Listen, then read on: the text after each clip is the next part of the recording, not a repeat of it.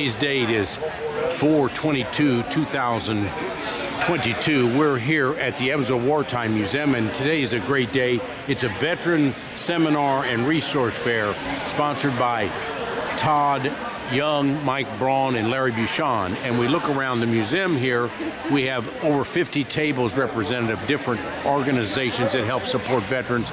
And there you see Larry Buschon himself with a veteran, and here's his, right there is Larry Buschon with a veteran himself from the Army. Larry, a 9-year veteran of the Navy, and we see all these different people that are help support veterans causes for local veterans and also national veterans. So we're lucky to have all this to do here in Evansville right now at the Evansville Wartime Museum on 4/22/29. We'll have different speakers here, and these are 50 different tables here that represent things that help support the veterans cause. Thank you for listening today, and come out to the Evansville Wartime Museum and see our prize jewel there, the P-47 that was made here 1944-45 and is one of only 14 left flying in the world today. Evansville, Indiana also has a LST, and behind there you see one of the Higgins boats from our LST. There's only one out of 1,100 made in World War II, and it's the only surviving ship from D-Day of 7,000 ships. So we have a lot of things that were made here in Evansville. 80,000 workers, the highest per capita population working for the war effort in World War II. So we're trying to revitalize and let children and offspring and adults and everybody learn more about how Evansville did so many things in World War II. And Larry Buschon here has been a catalyst in helping us have this meeting here today at the Evansville Wartime Museum. Thank you for being here today, and thank you for listening to this. This is a Veterans Seminar and Resource Fair at the Evansville Wartime Museum on 4/22/22. As I said, it was 4/22/22, and I have Wendy McNamara. She's represented here in Evansville, and Wendy's a big supporter of the veterans causes. Wendy, can you tell us how important this day is to you and to other veterans here? Go. Anytime that we can get together and honor veterans is an important time in not only Evansville's history, but the history of the United States. So many veterans that I talk to think that people forget about them, and this gives us the opportunity to remind them that we care, that we thank them for their service, and that there are resources out there for them for whatever they might need, be it economic, social, emotional, whatever it might be. So 50 different tables here representing and trying to help with needs of veterans. So this is a great day sponsored by Todd Young, Mike Braun, and Larry Buschon, and you're a strong supporter of veterans in every way. Appreciate it now, Wendy. Appreciate it. Thank you. Thank you. This is 4/22/22, and this is at the Evansville Wartime Museum, and you see the crowd here for Veterans Affairs. This is to help veterans know that there's different supports around. So these 50 different tables are represented here at the Evansville Wartime Museum, sponsored by 2 senators and 1 congressman to show the importance of veterans for our freedom and all the things that we benefited in the United States for over 2.5 centuries.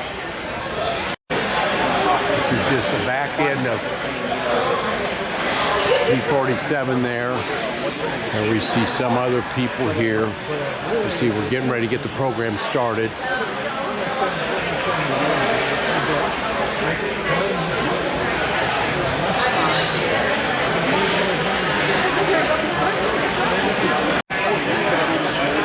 Yeah, my phone number's in the bag. Here's my card. You can just give me a call. Yeah, it's worth looking into.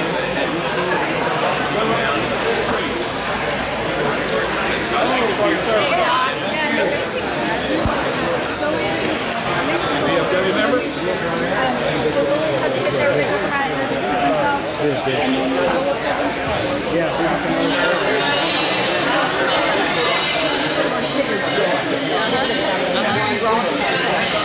Online. I can go to this website right here. Oh, it's not hard. I've had a bike since I was, well, my first year I was in the Coast Guard. Hey,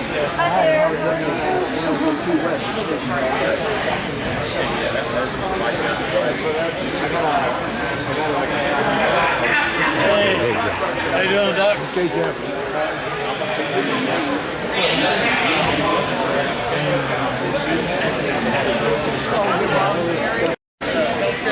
All right. Hello, everyone. Thank you for attending Senator Young, Senator Braun, and Congressman Buschon's Veterans Seminar and Resource Fair. My name is Allie Johnson, and I have the privilege of working for Congressman Buschon. First and foremost, I want to thank the Evansville Wartime Museum for letting us have this awesome event at their wonderful facility. I highly suggest that you take a look around, come back later, bring your family and friends to visit, because it's truly a treasure that we have here in Evansville.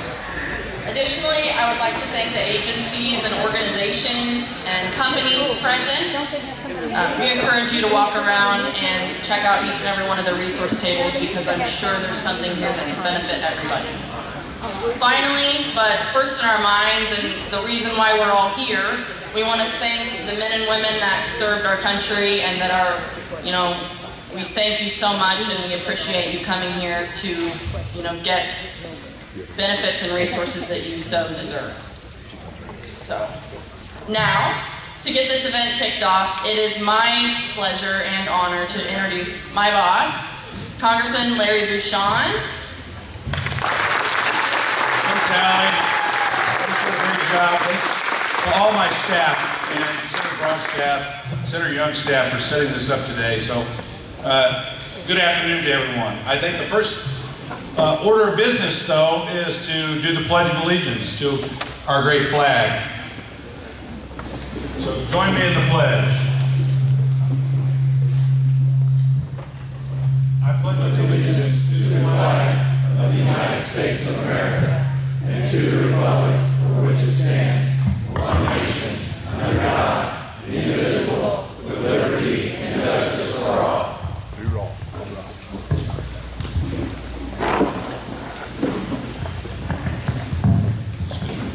All right, thanks everyone. I'm just going to hold this. I would like to thank, first of all, every veteran and current military member for your dedicated service to our nation. And I also want to thank all of their family. So join me in a round of applause for our veterans and their families.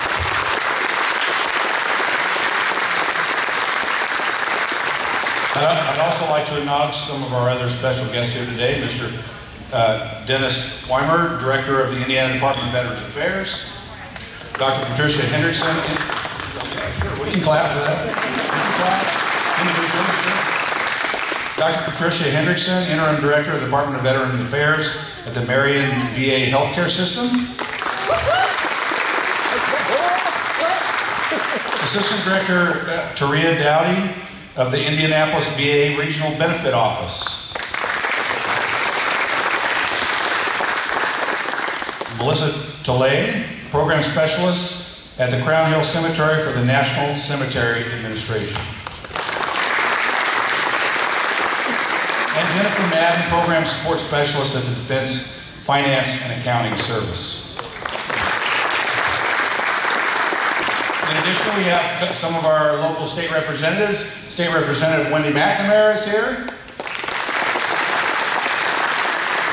State Representative Tim O'Brien is here. Thank you guys for coming out. So, as a retired Navy reservist, I was in the Navy Reserve for almost 10 years, and a physician I completed part of my training at the VA facility in Milwaukee, Wisconsin. I understand the importance of providing the best care and benefits to our veterans. Bar none. That's what we need to be doing. And as such, I've made it one of my priorities to ensure that veterans receive the care they deserve when they return home. Today, the Department of Veterans Affairs, the VA, works at the direction of Congress, not the other way around, and to implement programs and provide care opportunities and further development to for our veterans. During my time in Congress, I have worked with my colleagues to find new ways to serve our veterans and increase the availability and accessibility of health care. I've supported initiatives to help veterans cope with the homeless and opioid epidemic that we have amongst our veterans, as well as efforts to reduce veteran suicides, which is a tragic situation. As you may know, we still lose somewhere around 20 veterans a day, or slightly above that. It's improving, but we have a long way to go. I'm encouraged by the expansion of the VA's telehealth services, which we're going to facilitate further in Congress by doing some of the things that were done during the pandemic, making those not just pandemic related, but making those permanent going forward, so that veterans and all citizens, really, not just veterans, have access to expanded telehealth services, because it has made a big difference. And I'll continue to working with my colleagues in the VA, in Congress and in the VA, to modernize and utilize new technology as it becomes available to help our veterans. And continue to look for ways for the VA to adapt to the growing differences in healthcare needs of our older veterans and our younger veterans. There's differences in healthcare needs in those two groups. The ones that have recently returned home with serious and disabling injuries are many, unfortunately, from the war of the last 20 years. And we want to make sure that all generations of veterans have great care. And overall, I'm encouraged by the efforts of the public and private entities, some of them who are here today with us, to help veterans not only get the care they need, but also transfer their skills and experience gained during their service to their professional and personal lives as they leave the military. That's another piece that we really, I think, have undervalued, that the skills and training that people come out of our branches of service with that can then be utilized going forward in their personal and professional lives. And we're working to make that easier for veterans to do those things. So fellow Hoosiers, we must never forget the sacrifices made by our nation's veterans. And we must always honor the commitments we have made to those who have served our country. And I mean that sincerely. We must always honor the commitment this country has made to our veterans. And I'm thankful for the opportunity to stand here and in front of you and stand up for our veterans, just as our veterans have stood up and are standing up on a daily basis, active duty members, for us. So I hope everyone finds today's seminar enjoyable. You get to talk with some people maybe you haven't seen in a while, but also educational and beneficial and helpful to you in your everyday lives or the lives of your family. So God bless you, God bless the United States, and I hope this day turns out to be a great day for our veterans. Thank you.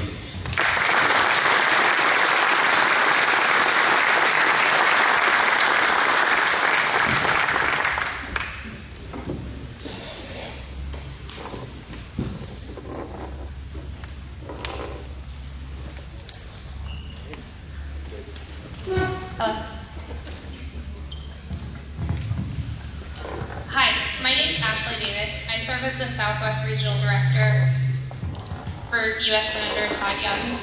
Unfortunately, Senator Young couldn't join us today, but he did ask me to read a letter on his behalf. Fellow Hoosiers, thank you all for coming out to this year's Veterans Resource Fair, and thank you all for your courageous service to our nation. Taking care of our veterans is crucial, and while we can never fully repay you all for your strength and bravery, we wanted to demonstrate our gratitude by creating this one-stop shop for dozens of services available to you today.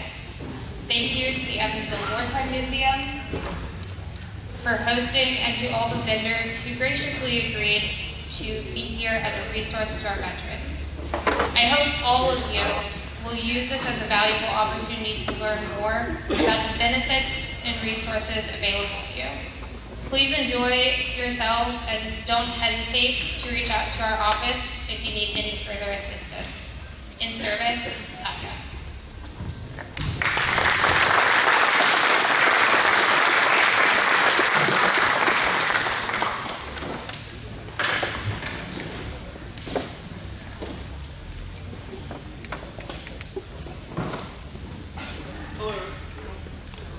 Hello? Happens every time. First of all, I know we're working on getting more chairs for anybody that wants to sit for the duration to listen to the speakers. So feel free to raise your hand. Our staff and some of the volunteers at the Wartime Museum here is trying to get those dispersed. Also, like I said, I know a little bit later, once we get a little bit more into a pattern of speakers, if you need to still move around a little bit, talk to the vendors, feel free to. But we want you to have both options. Before I read unfortunately Senator Braun can't be here today, but I do have a letter. One other thing I'd like to notice is, and mention is, sometimes there's agencies that we don't realize help veterans that are out there. I know we have a lot of federal agencies, VA, a lot of the DFAS, DFAS is over here by the way in the corner, that you may know and be aware of, but there's some, like SBA has some business, opportunities to help business owners.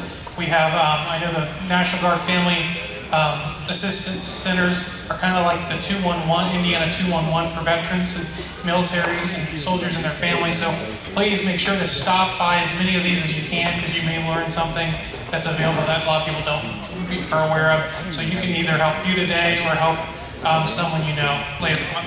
So I will go ahead and read the letter.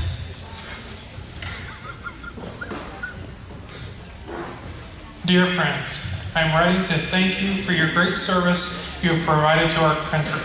I am regretful that I cannot be there in person with all of you today, but I feel honored to be co-hosting this event. And I would like to thank both Congressman Buschon and Senator Young and their teams for helping to make this event happen. I greatly appreciate the Evansville Wartime Museum for having this event at their facility. This is a cool facility, by the way. So I don't know if anybody told you the history of the plane there, but you need to find out from the volunteers the history. So I would also like to thank all the veterans, military members, families, organizations, and agencies who are attending this wonderful event today. As veterans, you have selflessly taken it upon yourselves to fight for our nation and our ideals. To serve in the United States military is to embody the greatest aspects of America. Our warriors are integral to our country, and we owe you all a great debt. I am humbled to represent such a great patriots. Your bravery will forever be remembered by every successive generation of Americans. I speak for all Hoosiers when I offer my sincere gratitude for your service. Thank you again for serving the United States with the tremendous passion and tenacity. If I can ever be of assistance to you, please do not hesitate to contact my office. Thank you for allowing me to serve you in the United States Senate and for coming today to honor all those who've served. So, our first speaker here to provide an overview of Indiana Veteran Benefits is Director Dennis Weinman. Can we please give Director Weinman applause for coming on the Good afternoon. As Jacob said, my name is Dennis Weinman. I'm the Director of the Indiana Department of Veterans Affairs. And I wanted to talk a little bit about what we do and how we help everybody in this room. So the mission of the Department of Veterans Affairs is fairly simple. It's to support, serve, and advocate for the Indiana veteran community. And that community includes all of our veterans, all of our spouses and families, all of our caregivers, and all of the organizations that are here that help Indiana veterans. And it's a mission that we take very, very seriously. For those of you that hopefully have interacted with us, you hopefully have seen that kind of devotion and dedication from our folks. So what do we do? So the Indiana Department of Veterans Affairs is organized very similarly to the federal VA. The federal VA, as you know, has health care, has benefits, and then has cemetery. So in Indiana, we have our health care, which is in the form of the Indiana Veterans Home. And we have a booth over here. Chris Lear is back there to talk to anybody about the Indiana Veterans Home. We have cemetery in southern Indiana in Madison. If you have never been there, it's a gorgeous facility. It is a wonderful place. I have friends who are buried there, and I'm honored to be able to go over there and be a part of taking care of it for them. The staff that work that cemetery are amazing. It's a great place. And I encourage everyone, if you visit Madison, stop by the Indiana Veterans Memorial Cemetery. And then the third part are our benefits. And so what are some of those benefits? Well, let me ask you a couple questions first. How many of you have a veteran's license plate? Raise your hand. Okay, so we got quite a few veterans license. Keep your hand up for a second. Keep your hand up. How many of you know what the extra money goes for? Okay, not a lot. So you will learn something today. So for most of those veteran license plates, it's an extra $15. So we manage and operate all the veteran license plates. We validate that they're eligible, and we help the Bureau of Motor Vehicles take care of that. But that extra money comes to our department. And it goes out in the form of the Military Family Relief Fund. And last year, we changed that fund to remove some of the restrictions that were eliminating people from being eligible. And this year, we've seen almost a 3 times increase in the volume of applications and the volume of dollars that are going out to veterans who are financially in need, who can't pay their bills, and who come and ask us for some help. One quick example on that. We ourselves cannot give over $2,500 lifetime for that, but our commission can approve excess dollars. So we had someone who came in, her husband had committed suicide a few months before. She had 5 children, many bills that she was trying to pay, and she came in for $2,500. My staff said, she really needs a lot more than that. We need to help. So we went to our commission and said, hey, here's what we need, which was about 2 days later. Our commission came in and reviewed it, and we ended up giving her almost $10,000 to pay for her bills. Now it doesn't stop there. Just giving money, that's only an indication of a need. Her husband had never engaged with the federal VA for benefits. And so we reached out to the federal VA and said, you need to take a look at this scenario and this individual and see if they can help. About 3 months later, I got a phone call, and it was the head of the VA regional office in Indianapolis, and he said, I need to let you know a check for about $13,000 is going out today, and she's now eligible for full DIC, and I always get wrong what that exactly stands for, but for spouse, for someone who has passed away because of their service. And so that is changing someone's life. And then, oh, by the way, her kids are now eligible for another benefit. Have any of you heard of the tuition and fee remission program? Raise hands, anybody? Bueller? Oh, good, a good number. Oh, hey, that's a B. I'm okay. There we go. Sorry. So the tuition and fee remission program, the B liked it a lot, was very interested, is one where if you serve during wartime, you have a disability rating, and some other requirements, your children who are below 33 could go to an Indiana school, public school, like IU, Purdue, Indiana State, those kind of things, for up to 0 tuition. So if you didn't know about that, and you have kids that might be able to meet that, or friends that might be able to meet that, then that's something I want you to go to our website and take a look at. Some other benefits, if you very similar circumstances, we help folks with their the taxes on their home, reducing the value of their home, if for folks, veterans that are eligible for that. That's just a couple. We also work with the GI Bill. We also do a couple other things, but the most important thing that I'm going to say, so everybody listen up, the most important thing is, who do you go to? And what I'd ask you is I'd like him to raise his hand, because I know there's one, and he knows I'm looking at him, but the most important person is your County Veteran Service Officer. That is your first step. That is the person, George, raise your hand. There's one of them. There's another one, there we go, thanks guys. So these guys are the most important people around you, because they know the local benefits, they know the federal, they know the state. They are the people to go to and reach out to. They're the ones that are in, quite often, the county courthouse, in the city, the county building, working for their neighbors and their friends. If you don't know who that person is and you want to get their number, come to our website, in.gov, and then /DVA, Department of Veterans Affairs, and we've got to find your CVSO. But they are the frontline people who are operated by the county, they're county staff, and they are there to help you, and they can help you, guide you through them. If you're not sure, our number's on the website. Give us a call, and we'll help you with everything.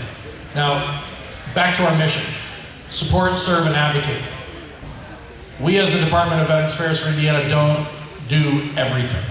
We can't accomplish everything. But the one thing we do is we know who does. So if you have an issue that you're just not getting solved, that you can't figure out, give us a call, give us the opportunity to try to connect you with the right people and help you get that problem solved. So with that, I will hand it over to Jacob, who will guide who the next person back up here is. And I'll be around, so if anybody has any questions, I'll be around for the rest of the day, so feel free to come on over, and I'll be standing over there by our table and ask any questions you'd like. Thanks a lot.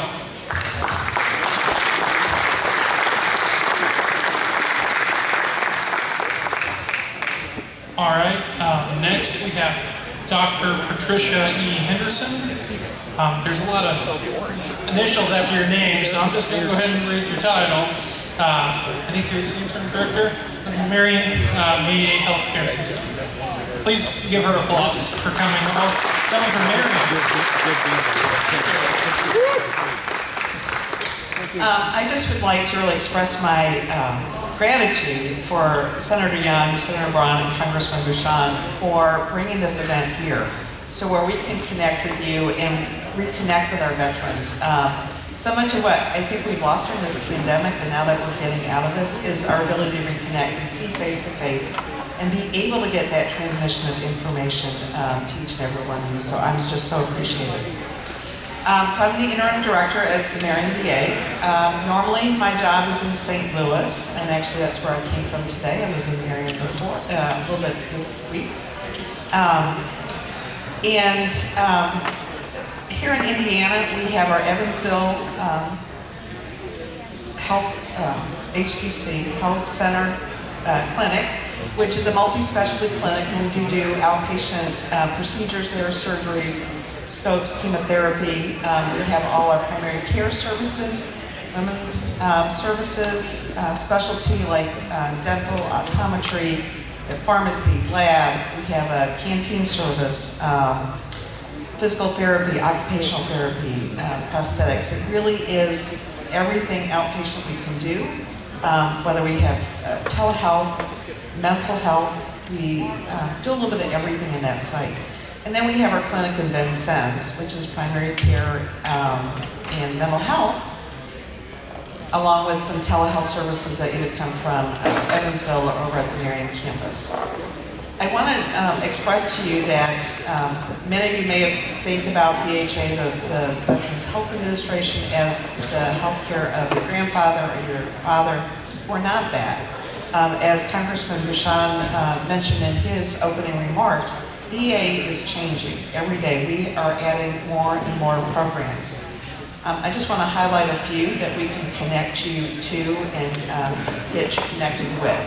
So if we have some of our older veterans and they really want to stay in their home, we have our Veteran Directed Care Program, which again, we use the local agencies on aging to serve as a fiduciary and coordination of care for that veteran in their local place. But veteran decides what services they want, how they expend funds that we provide them to keep them at home and living a full and life that they can. With homeless or substance use, we have a whole lot of wraparound programs. Within the VA, we have things that we can do we can't find in the private sector. We don't do everything in the VA. Just like Director Weinman says, he doesn't do everything for everybody, nor do we, but we do connect with the community.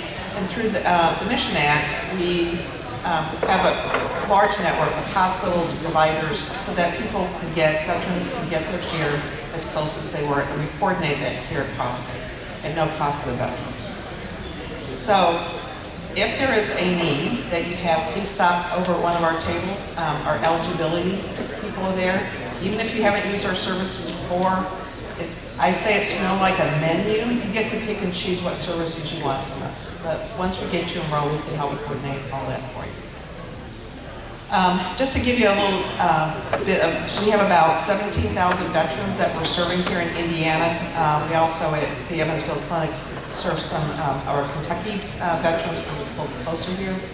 And our women veterans population is growing. In the last 2 years, it's grown about 5%.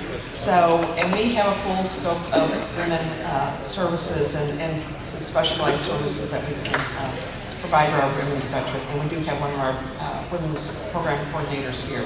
So we have lots to offer and lots of information. Just ask a question and we'll get you connected. And thank you all, and thank you for your service.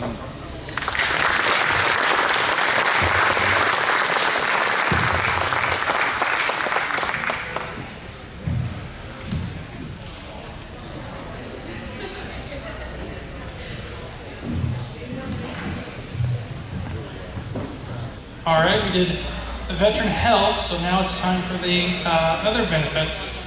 So I have Assistant Director Taria Dowdy from the Indianapolis Regional Office. Please give her a loud round of applause. Good afternoon, everyone. I'm Taria Dowdy. Truly a pleasure to be here with you today. We have missed doing outreach with our veterans around the state of Indiana. It's been a long time, so thank you all for being here. I am here enjoying today. I'm going to try to stick to my notes because I'm so excited.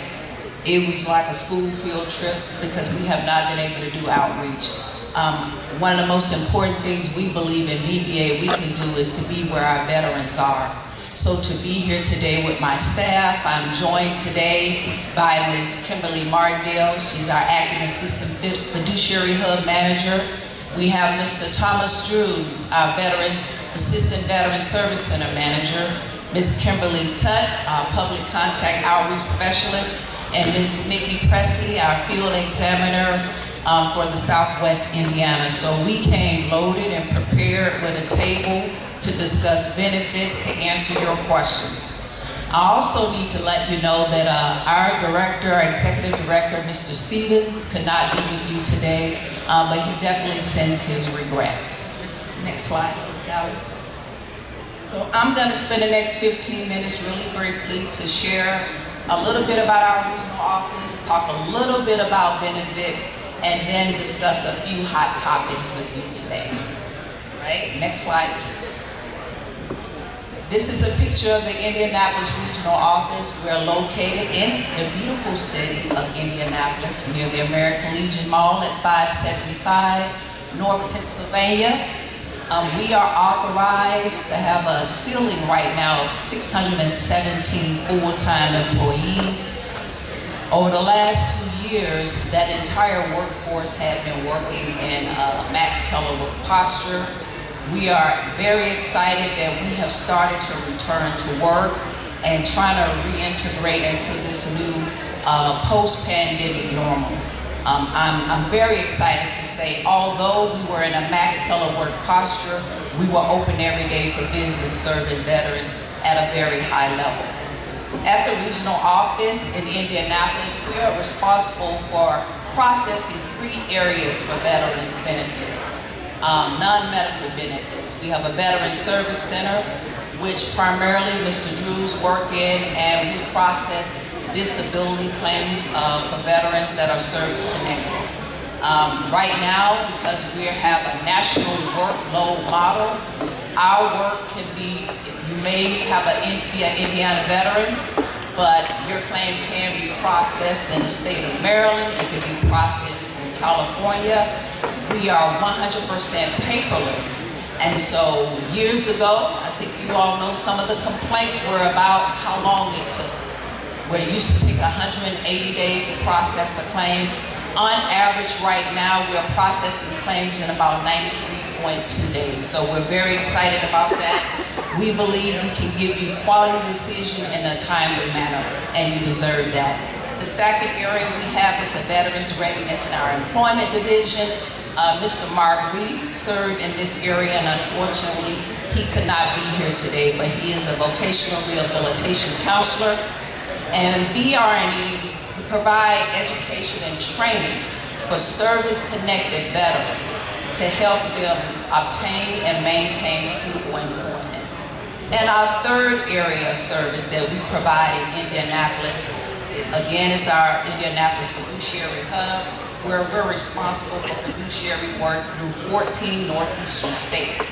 And this work will really deal with our veterans and dependents, rather, that are injured, could have a disease, or it could be the age where they need assistance with their financial affairs.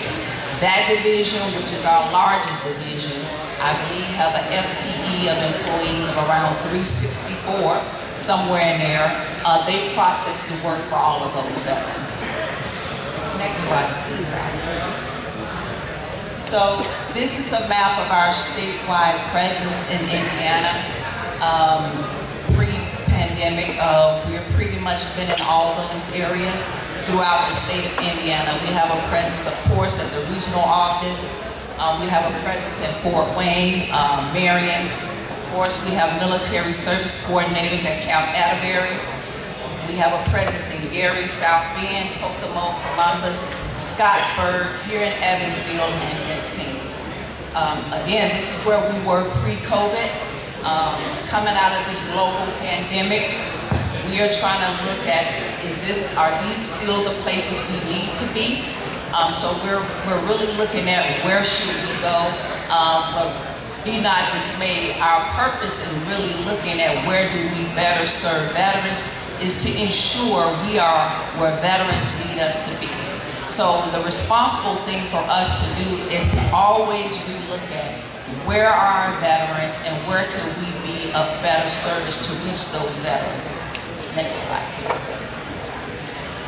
Briefly want to talk about the impact of the Veterans Benefit Administration in the state of Indiana. And this is as of data we received from our VA.gov site in September 2017. We have just under 410,000 veterans in the state of Indiana. Of course, we have the fourth largest Army National Guard in the country. As far as veterans, roughly 88,200 veterans and 6,300 dependents receive benefits from VBA, which attributes to about $123 million paid out in compensation and BRNE benefits monthly. And that leaves an annual financial impact in which VBA stimulates Indiana economy of about $1.5 billion benefits paid to veterans and their dependents annually. So we're really excited about the contributions we make to veterans, and we believe there's still more to be done, which is why we're here today. Next slide, please. Brief overview of our VBA benefits. VBA, the Veterans Benefits Administration, we're part of VA, which are two other entities, VHA and of course NCA. Really just want to share this slide to really look at all the benefits we provide under the VBA umbrella. Don't have time to go through all of them, but there are 4 or 5 of us here today. When I'm done and they're over there now, they're prepared to answer the questions that you have, because our goal is for you to know what benefits are available to you, and that we're here to make sure we talk through those things with you today. Next slide, ma'am. This slide really shows the basic eligibility for VBA benefits. One, you have to be a veteran. A veteran is a person who served in active military, naval, or air service, who was discharged or released under conditions other than dishonorable. That is our definition of a veteran. Of course, you have to have served in a wartime period. The most recent wartime periods are Vietnam, and then we have the Persian Gulf War, that will close by presidential proclamation. It's still open. Excuse me, everybody. Thank you for intently listening. We're having some trouble hearing up front, so if those in the background, we're appreciative that you're networking and meeting, but if we can just keep that in mind as we have the speaker speaking, that'd be greatly appreciated. Okay, thank you. Beyond that, regarding Vba Benefits, each program that you're interested in, if it's home loan, each one have their own specific criteria. I do ask you to stop over at the table. Let us talk about that with you today as well. Next slide. If you are interested in applying for benefits, if you have never applied for benefits, you should apply for benefits to see what you're eligible for. You can visit our office at 575 North Pennsylvania. You can work with an accredited National Veteran Service Organization. You can work with a county veteran service organization. You can file a claim at www.va.gov electronically. You can call 1-800-827-1000. Of course, you stop in and talk with us today as well, and we are here to assist you with that.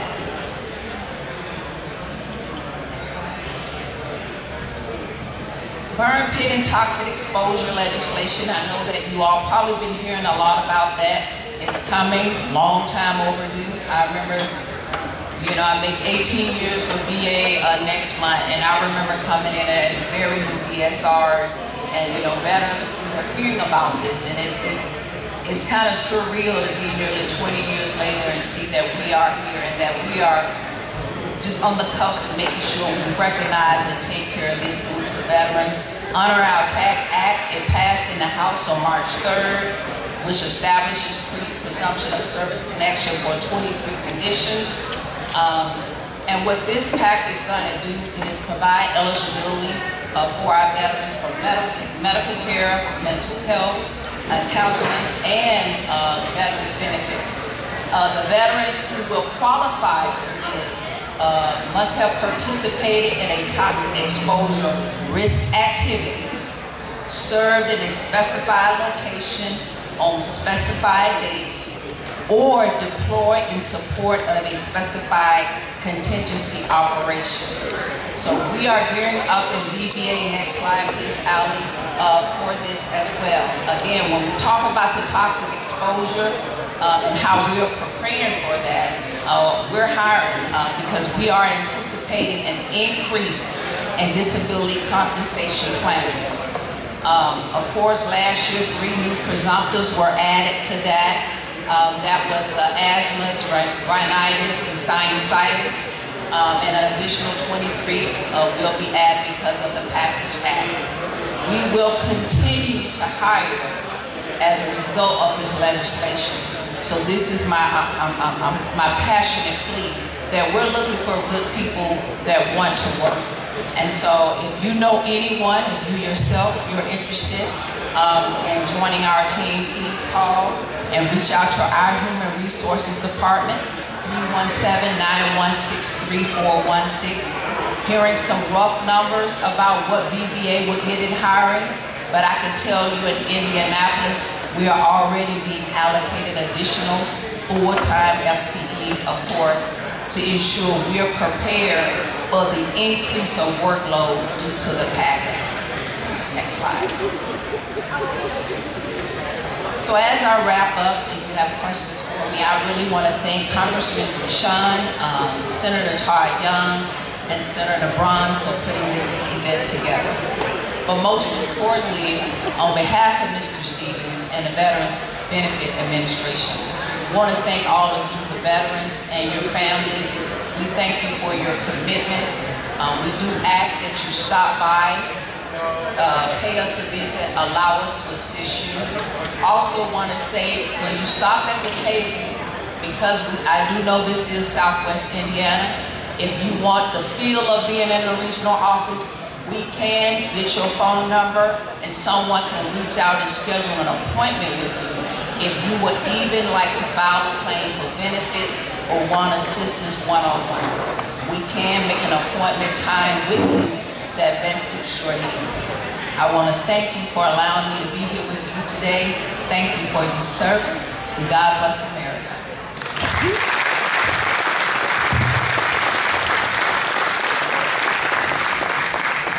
Thank you so much. All right. So the next person we have is Melissa Tolley from the National Cemetery Administration. I always think it's important for I know it's something you don't want to talk about or think about, but there is resources out there, because sometimes I can speak for our office. You know, we have family members that call in saying, my loved one passed, they're a veteran, I don't know how to get a military plaque for their, for their headstone, or how can I do this? I need help trying to figure out the burial costs, and which is partly via VA, but also DA, just trying to find those resources. So thank you. Please thank her for coming from Indy today. Good afternoon. Thank you for having me. I'm Melissa Tolley with Crown Hill National Cemetery out of Indianapolis. We're going to be getting ready to open up in the near time this summer at this location listed above. Our parent site is at a Dayton National Cemetery in Ohio, and we also have a sister site in Marion National Cemetery as well. Next slide, please. Next slide. Crown Hill is going to be the second urban initiative that we're going to be opening, like I said, this summer. Hopefully at the end of July is what we're going for right now. The cemetery is still under construction. Our goal as a National Cemetery Administration is to have a cemetery within 75 miles of veterans, and when we can't accommodate that, we try to place a state cemetery like we do in Madison right now. The first urban initiative that is a columbarium option with veterans is located in Los Angeles right now, and the next ones that we have that are planned after Crown Hill will be in New York City, Chicago, and San Francisco Bay Area. Most people know Crown Hill from how large it is in Indianapolis, but we haven't done burials in there since 1866, so this is going to be a good burial option for veterans and their eligible dependents in the Indianapolis area. Crown Hill is going to be a columbarium only, so it won't allow the traditional casketed burials, and as well as a memorial wall that you'll be eligible for as well.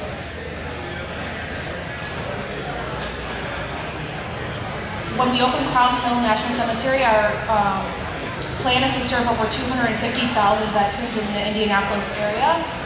And like I said, our parent site would be in Dayton, which is about 2 hours from Indianapolis, and Marion, which is about an hour. Both Marion and Dayton allow the traditional casketed burials too, so it's just not the columbarium initiative. And our closest state cemetery would be in Madison. Construction of the cemetery started in June of 2021, and like I said, projected to finish at the end of July so that we can start opening. And I know we have veterans that are waiting right now in the Indy area that have kept their loved ones at home until we open, so we're pretty excited to have that option and be available for veterans so that they don't have to drive an hour to 2 hours to visit their loved ones, or to go on Memorial Day or Veterans Day, which is our biggest events of the year. The first phase is going to have 3,424 niches, which is pretty exciting. Then after that, they're going to expand out. The cemetery is 14 acres right now, and I think they're projecting for many years so that veterans don't have to worry about if there's going to be room, or make arrangements to call us and say, hey, I want to reserve my spot. Unfortunately, we don't do that, but there's plenty of room so that veterans don't have to worry about it. Next slide. The mission statement and the vision is something that we take pretty seriously because we know we're helping veterans and their family members at the worst time of their life. Most people don't prepare for this because people don't want to talk about it, but unfortunately that's just something that we can't stop. Death is a part that's going to happen to anyone, and so our main plan is to prepare and how we can help you and what documents you need for your family and your loved ones, so at that time we can take the stress and make the transition as less stressful as possible. And So that's something that the NCA definitely stresses about our mission statement vision. Some of the benefits that veterans and their eligible dependents are entitled to would be the opening and the closing of the gravesite, the outer burial container, commonly known as the vault, which we won't need at Crown Hill because unfortunately with the columbarium it's just going to be an urn that's going inside. You're eligible for the headstone marker and niche cover and the perpetual care of the gravesite. I'm not sure if anyone's ever been out to a national cemetery, but they are kept in pristine care. Our staff that works there does the best that they can to make sure that anytime you come there, everything's in place, looks right, looks beautiful, and if it's not to family standards, we try to fix it as soon as possible. Everyone's eligible for their presidential memorial certificate, and we can also provide an application if you want to apply for more after at the time of need. And a lot of people don't know that their spouses and eligible dependents are eligible to be buried into a national cemetery as well. It just depends on the criteria. And I have a table set when I'm done speaking that if you want to come and see if you're eligible or what paperwork you need to make that transition, or if your dependents are eligible, I'd be glad to speak to you on that. This is just some of the requirements that make you eligible for a national cemetery. And like I said, if you want to come speak after, I have a couple pamphlets and books that you can take home that will plan your legacy and all the documents to give to your family members. And so when the time comes, they're not stressed out looking for your discharge document or what you wanted on your headstone, or if you wanted to be buried into a private cemetery and you want a headstone, we provide that as well, and I can provide information for that too.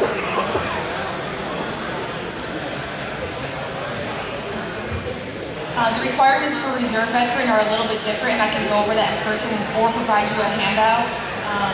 I can't establish eligibility, but I have forms that you can send off your discharge document now and do a pre-need eligibility form, and they'll let you know within the next few months if you're eligible to be interred into a national cemetery.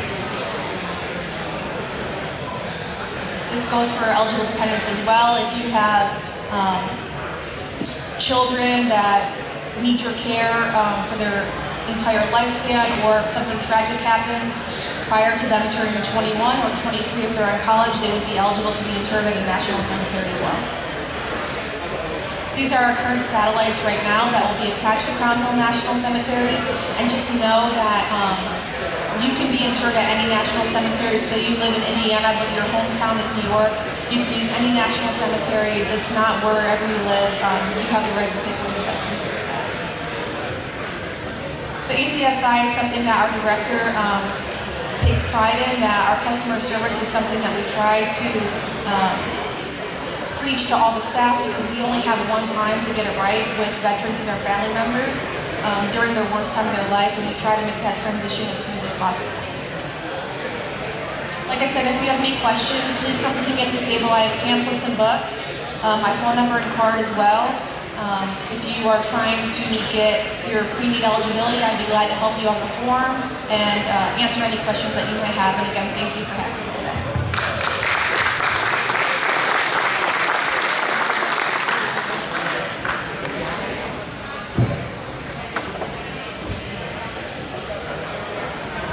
Thank you again. Please give her another round of applause. Okay, just a reminder, we got one more speaker, so we can get through this with a little bit less noise will be great.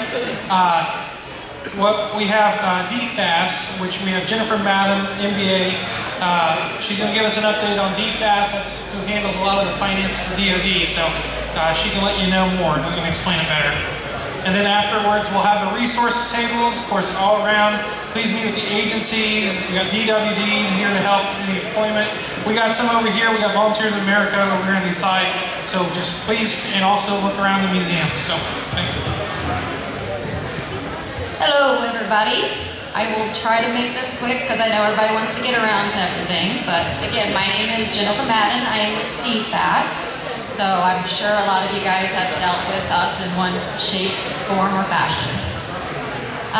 Quick overview, I'll do a DFAS overview, DFAS Congressional process, which I'm actually in the Congressional office, so that's kind of why I'm here. congressional statistics, and contact information. Next slide, please. Okay, DFAS customers are the warfighters, you guys. We deal with the military personnel, retirees, annuitants. We deal with all DoD contractors and vendors. We also deal with the Office of the President. So I used to tell my kids that my office pays the President of the United States, so they would go tell, their friends, and so that was a big funny thing. So not so much anymore, but it was kind of funny. Our vision is to recognize a leader in financial management by consistently delivering first-class service. So that is what we strive for every day. And our mission is kind of messed up there, but is to ensure the delivery of efficient pay. Let's go with that. All right. What we do, DFAS pays 6.5 million customers, or they did that last year, 2021. We made 6.2 million travel payments, and we dispersed $558 billion out. On the accounting services side, let's see, we accounted for 1,347 active DoD appropriations. Another thing is we manage 20 billion in accounts receivable. So just kind of a little bit of overview of what DFAS does. Next slide, please. This is kind of showing you DFAS is, the headquarters is in Indianapolis, but we also have places in Cleveland, Columbus, Rome, Limestone, Texarkana, Japan, and Europe. So this kind of shows you that Cleveland deals with garnishments and military pay and RNA pay, where Indianapolis will deal with something else. I don't know what's going on. Okay, Indianapolis deals with just debt and claims. So again, this might be something you want to take a picture of. If you guys have to deal with DFAS a lot, you know what location you're going to want to talk to. However, letting you guys know that any of these locations talk to the other locations. So if you call Indianapolis, we'll get you transferred to the other location. Next slide. And this is just a map showing you where all of our locations are at. Next slide, please. And this is the Congressional Liaison Office, and this is what we do again. Again, our mission is to lead the DoD finance and accounting by ensuring the delivery of efficient and quality pay. And we're here to support the warfighter. My role is I am the program support specialist, and I have a division chief which is right above me, and then we have 9 other people in our office. We are 100% electronic, and we use plain language, which is when we put things together, we want to make it as simple as possible so there is no reason for anybody to interpret it any different. And thank you. Okay, this is the privacy release form, and I do have a copy of those at my desk as well. So anytime that you're going to submit something to our congressional office, this is something that you're going to have to fill out. It's going to have your name, your social security number, what office you're coming from, and the reason why you're doing or wanting to submit a claim, or inquiry, I should say. Next slide. Okay, these just kind of show some of the documentation that you might need depending on what kind of inquiry you have. And I just wanted to put a couple of things up here. The top one, the DD-214 discharge document, this is something that is always going to help in your inquiry. So if you have that, always submit that. That will help us tremendously. If you're looking for retired and annuitant pay, and just let me add on this, all of these, we need your full name, we need your social security number of the member. So maybe the wife is looking for some information, we'll need her information, but we always need the member's social security number. That's how we have it in our system. Back to the retired annuitant, always good to have, the death certificate, marriage certificate, direct deposit information. We did put a note on here that we want to make sure that you guys understand that the VA is a separate agency from us, so we do talk to them, but if it's something to do with the VA, we'll have to transfer it over. So that's just something to keep in mind. And then the debts and claims, a DD-139 if you're requesting a debt cancellation, these forms. So one thing that I can really stress, keep every form that you guys have. So your separation orders is a huge thing. Keep your separation orders. Keep any information. I hope that you guys try to do that, because I find a lot when I'm dealing with this that the more you keep, the easier it is going to take care of things. DFAS cannot change military records. That's another thing that's very important. They are submitted documentation. You have to go to your branch of service. So while you might get something from us, it comes actually from the branch of service. Next slide, please.